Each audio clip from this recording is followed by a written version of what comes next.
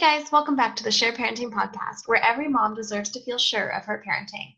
I'm your host, Sammy Bell, creator of S.U.R.E Parenting and author of S.U.R.E Parenting Building Blocks to Create Their Best Childhood.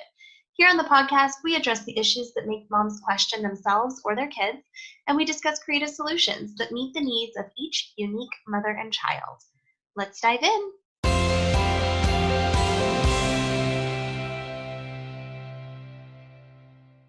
Hello, and welcome back to the S.U.R.E Parenting Podcast and YouTube channel.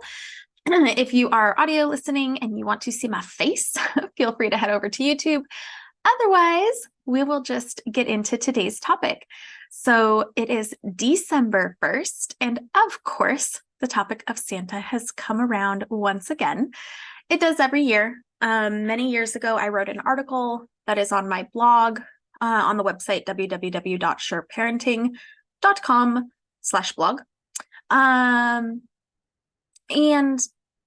So, I mean, if you go back maybe 10 years ago, there was sort of this grassroots movement, if you will, of I won't lie to my child. I'm not going to manipulate them with Santa. And it was an interesting time because there was some really good intent behind this little movement. And then there was a lot of pushback. There was a lot of angry response. And part of the reason why is because those that had started saying things like this were saying it in a very judgmental, shaming way. And I think about that, and I think about why that might have been. And I think part of it comes from children who feel unheard, unseen. They're used to being dismissed. They're used to being told that they're stupid, crazy, ridiculous, babyish, whatever.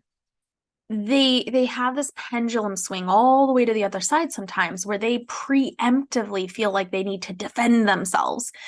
And part of that defense can be to not only just make their own decision, but then also shame somebody who is making a different decision in order to feel justified in making the decision they're making. And so to slide away from that a little bit would be, I'm choosing not to promote Santa as fact, but I get that every family does it their own way. I feel uncomfortable. I feel kind of like it's lying. So I'm not going to be doing Santa in my home.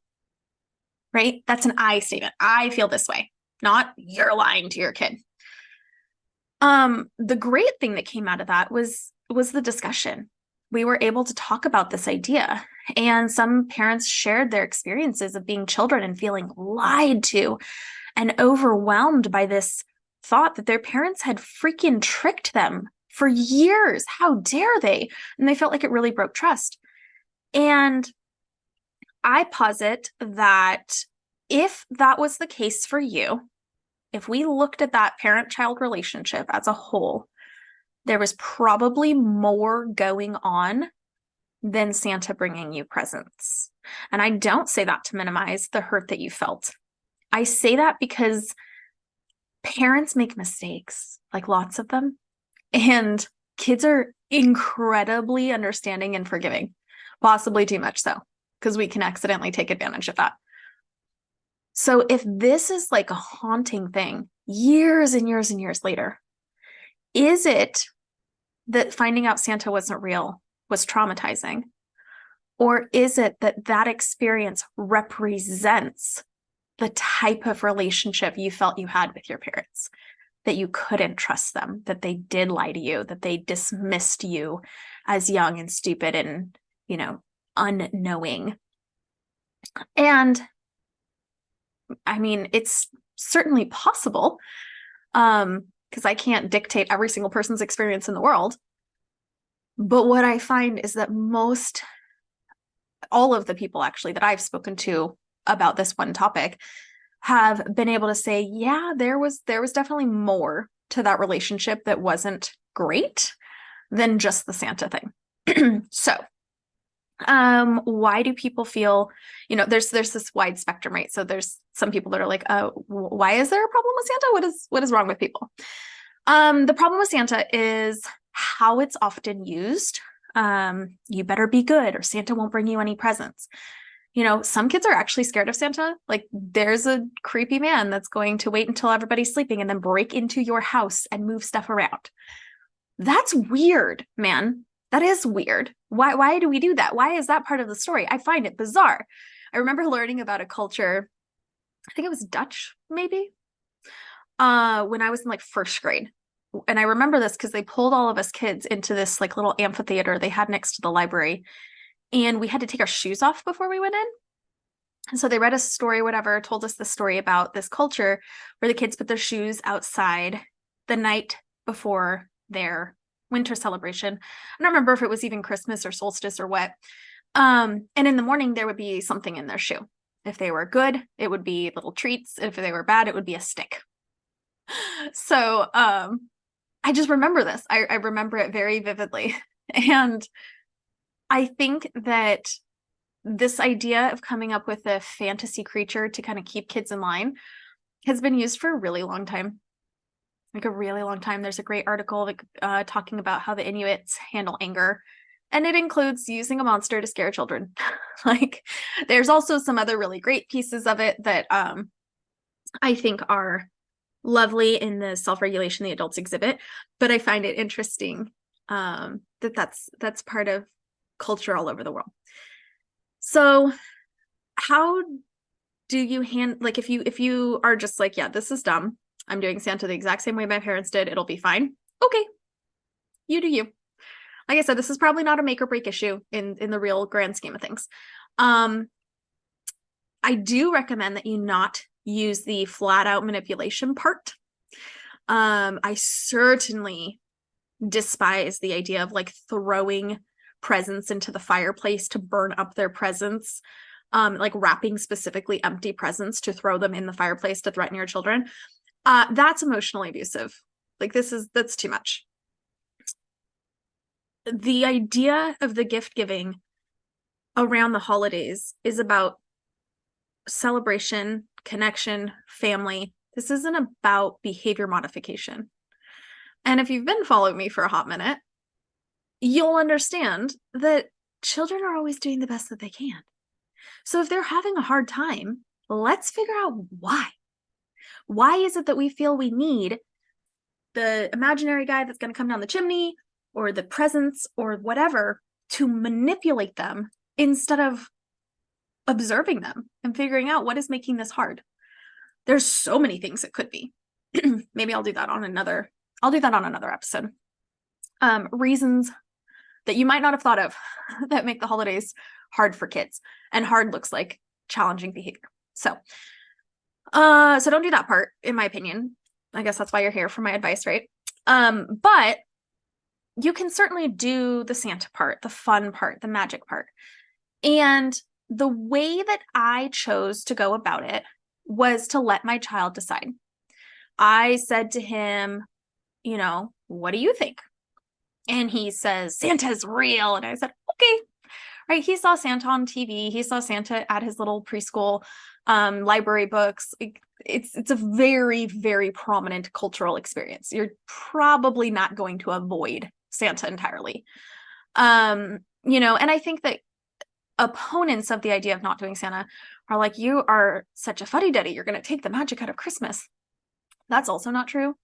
Any child who wakes up to presents in their living room is going to feel like that's magical. Any child who gets to do special fun things with their family and traditions and get to see extended family and make cookies and decorate a tree and all of those things are magical. So you don't have to do Santa, certainly. However, if you want to, you can, just tell the story the way that you do any other story in your culture. The way that we did it is, we read the books, we probably watched a movie. It's been 7 years now, so I don't quite remember. But I remember he didn't care much at all until he was 3. Then he mentioned it, and I said, what do you think? You get to decide what you believe. Everybody believes different things. And he said, Santa's real. And I said, okay, we'll do Santa. Maybe I said, we'll play Santa. And to me, it's very much like all of the other make-believe things that we play with our kids. They're not really a ninja. We're not really a bank robber that they're trying to arrest as the police officer. Like, None of that is real, but we don't have to stop and be like, hey, you need to understand that this is fake. This is not real. Like, we just let them play.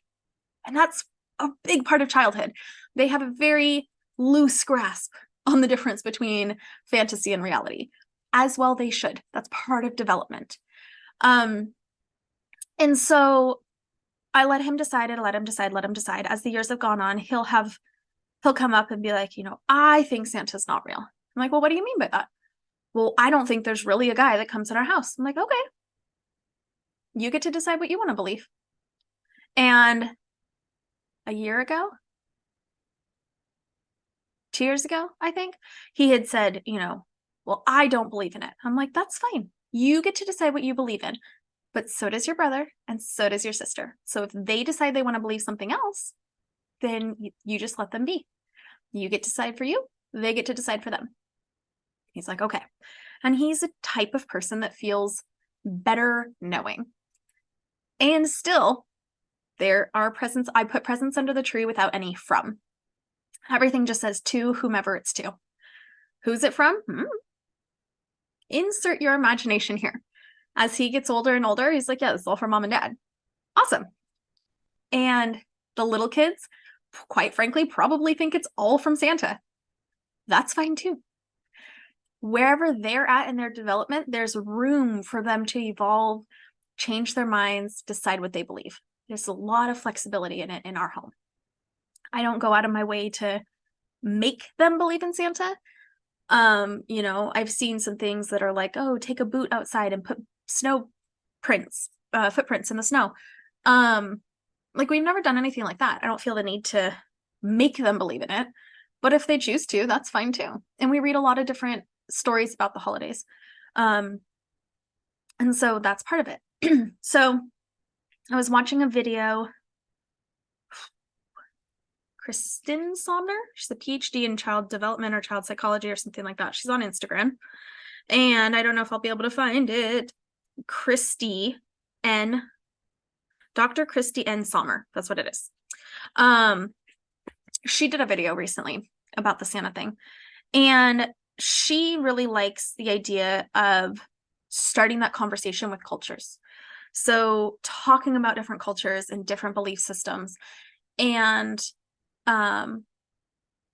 letting them kind of be exposed to the ideas that everybody does it a little different, and that helping them to have sort of an open-minded idea around the holidays that I believe will evolve into a comfortable settling into the truth, right?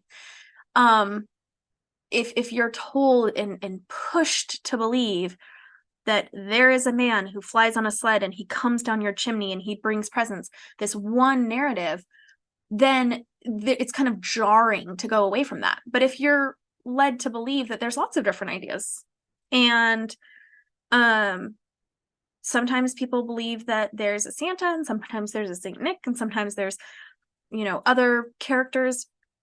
And, in the United States, most people do Santa. Some people do nothing at all, and that's okay.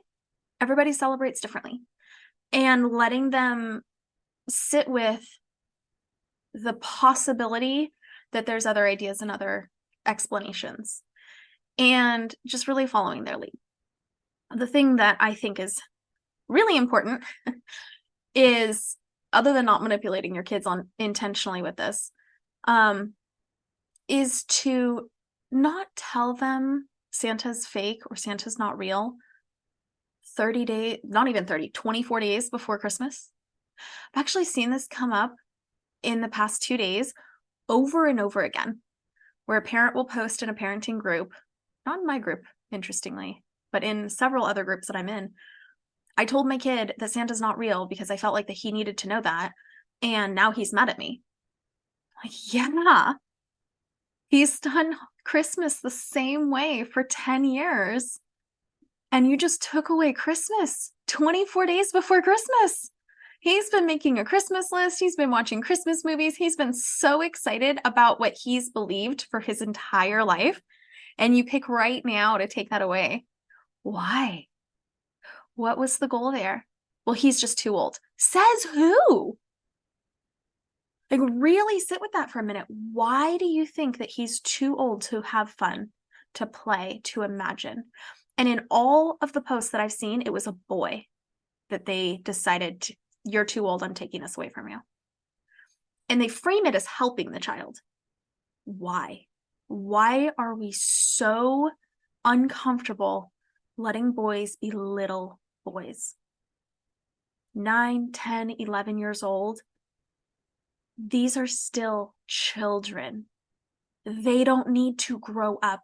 They don't need to move on.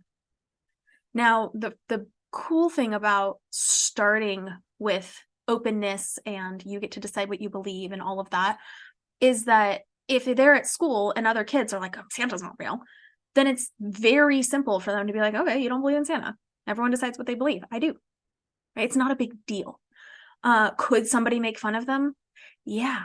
Somebody could also make fun of their shoes or their hair or their glasses or how tall they are or what they ate for lunch.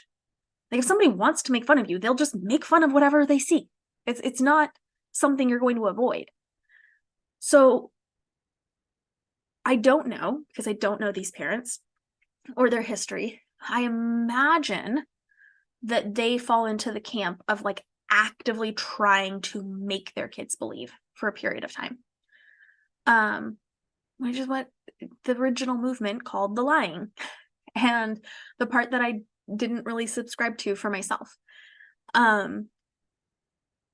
Because I never wanted that conversation. I never wanted to have this big, like, coming clean reveal. I wanted my kids to develop themselves and their belief systems over time and feel confident changing them however they felt necessary. And I feel for these little kids, right? The one was 9, and that's younger than my oldest. And I'm just like, I can't imagine in December, like right before the holiday, shattering their perception. Now, will he get through it and be fine in the end? Of course. But that hurt, right? So if you're in this place where you've been pushing this and you've done everything you can to make them believe for 9 years, 10 years, 11 years, and you're like, oh man, maybe they're too old now. Don't go and like stab the balloon and have it pop, right? Introduce them to cultural ideas. Talk about all the different ways that the winter holidays are celebrated throughout the world. Let them know that everybody thinks different things. Let them know that they get to decide what they believe. You can do that part even 10 years later, even if you didn't start that way. And that gently opens them up to the possibility of considering maybe this is a tradition. Maybe this is fun. Maybe this is magical. The big thing about all 3 of the posts that I saw recently is that none of those kids asked. None of those kids went to their parents and said, hey, I'm starting to have questions. I don't think Santa's real. I think you're Santa. If your kid does that, by all means, be honest. Well, if you mean that I buy the presents, I do. And I love playing Santa with you guys. I think it's super fun to have a big surprise in the morning. So Santa sort of represents that magical experience of coming downstairs and seeing all these gifts that are for you, how much we love you and how much we want to celebrate with you. Santa is the spirit of giving, people say. And also you can have a spirit of giving without Santa at all. That's okay too. That doesn't have to go anywhere. So if your kid is, directly asking you, then sure, be honest. But if they're not asking and you have just decided they're too old, question yourself. Why? Why are they too old to play make-believe? Why do you think they're too old to have fun? This same kind of conversation comes up around Halloween. You're 15. You're too old to go trick-or-treating. Why? What is this aversion to letting kids be kids? It is harmless. It is beautiful. It is fun. So many adults are disconnected from the ability to have fun. Could we maybe not do that to our 9-year-olds, our 10-year-olds, our 11-year-olds? A 9-year-old has 17 years of brain development left. They're not even halfway through. They're not even no, they are a third of the way through. Just kidding. They're just a third of the way through. They're just over a third of the way through. Let them be a kid. An 11-year-old has 14 years left. Her 12-year-old. I don't know. I made a slide about this. That's where the numbers are coming from. I don't math in my head. But girls tend to develop their prefrontal cortex and the rest of their brain until they're about 25, boys until 26, roughly. So those numbers keep getting tweaked. It was like the 22 region. Recently, semi-recently, I saw something that said 27. So somewhere around there, the 20s. Okay. When you're still in single digits, when you're not even a teenager, nobody needs to try to make you grow up faster. And if you're worried about your kid getting bullied at school, have the conversation about different beliefs. Don't take away their belief. Don't force them out of it. Just let them know that people think differently. They might run into that in their life. Here's how you handle it. And please have faith in them. Have belief that they are going to be able to handle various people that think different things. Because it's normal. That happens already in their life. They're used to that. If you have been focusing all of the winter holidays around Santa and you're feeling like losing that is losing something really important, it might give you an opportunity to sit with your child, have a family meeting about what is it about the winter holidays that feels special to you? Why is this a celebration? Obviously, for Christians, they're celebrating the birth of Jesus. But there's a lot of people who are not Christian that are celebrating Christmas. And there's a lot of people that are celebrating solstice. And what is it that we're celebrating? You know, my kids love reading about Hanukkah because they think that's such a cool story, you know, and I've never asked them, do you think this is a literally true story? Or do you think that this is an allegory? Like, I don't have to. They probably, I would guess at the ages they're at, are just very accepting of all stories as true. And that's fine. I think that in Jewish families, that story is really, really true. And I think that some people who are not Jewish go, it's a story. I don't think one is better or worse than the other, though. I think that having the power of sharing tradition through story is incredibly bonding and powerful. We love reading about all of the different holidays and all of the different ways that people celebrate, and then finding the things that we enjoy. We love putting up a tree. We love ornaments. We love baking cookies. We love having a feast. Santa doesn't play a huge role in our lives, but we certainly do presents. We also really love to find people to buy presents for outside of our family. They did angel tree at our Walmarts for a long time. They don't seem to have one this year. So we're going to have to get a little more creative. Who are we going to get gifts for that, we don't necessarily know personally, but just because we enjoy giving, we enjoy choosing something that we think will make somebody else feel good. And that's part of our tradition. Playing in the snow is part of our tradition now that we moved to a new state.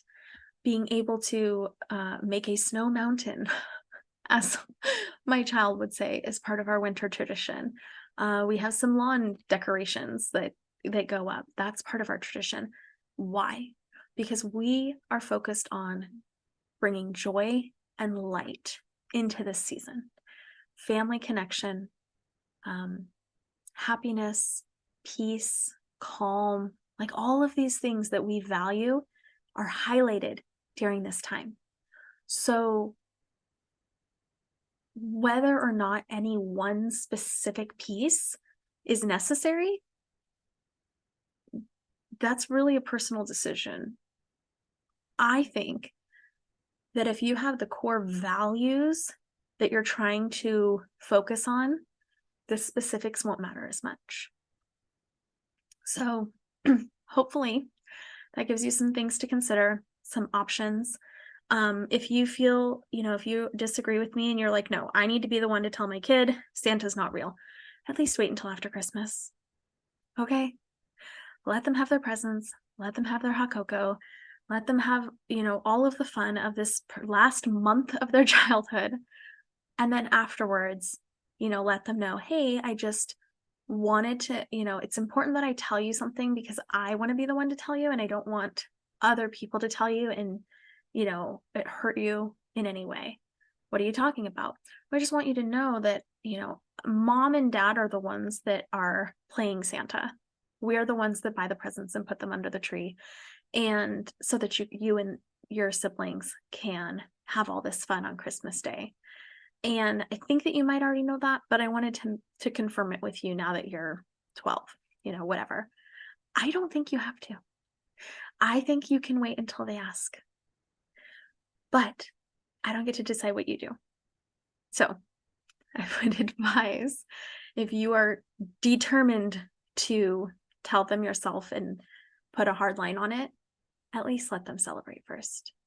It's going to be a lot easier to deal with that disappointment when you have new toys to play with.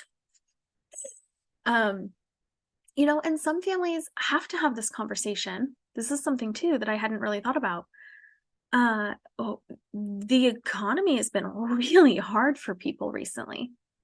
So if you went from having, a big present from Santa and then a bunch of little presents from mom and dad to this year, there's like nothing under your tree or one thing or like necessities, that it might feel confusing. You might have a kid that's like, wait, does Santa not love me anymore? And that might be a window to have this conversation. Be like, hey guys, Santa's been so fun to play with you. And the reality is that this year, our gifts are going to be a lot more of activities than of toys and stuff. It's just what it looks like this year. Now, I'm going to do a whole other list of free things that you can give your kids because, yeah, it's been rough. But I can have compassion for being forced into that situation. Like that sucks. I'm so sorry if you're struggling. I know that the struggle itself is hard, but having to admit that to your kids is an extra level of hard. And hopefully the list of free ideas makes it a little easier. Because it doesn't, presents don't have to cost money. Not really. Maybe a little bit. Maybe grocery cost type money, but you don't have to put a mountain of toys underneath your Christmas tree. It's not required. It's not what makes Christmas Christmas. So that went off on a little bit of a tangent. But it's important. It's important to focus on the core values that you are looking to experience with your children. And when those are solidly in place, the specifics are not nearly as essential. So, I hope that helps. I hope you have a wonderful holiday season. If you need support or you need help, feel free to join our group coaching. We meet on Thursdays and Saturdays, and we are going to be adding a new edition really soon that I'm working on. So I'm super excited about that. For like children to have a meeting to learn about emotional regulation and emotional intelligence and how to communicate your needs and what needs even are, all of that. So that's going to be added to our group coaching really soon. So I'm super excited about that. And I look forward to being here to help if you need anything. You can always set up a free call, bit.ly/callsammy. And I am always happy to see what I can do to be of service to you. So I will talk to you later, guys. Bye.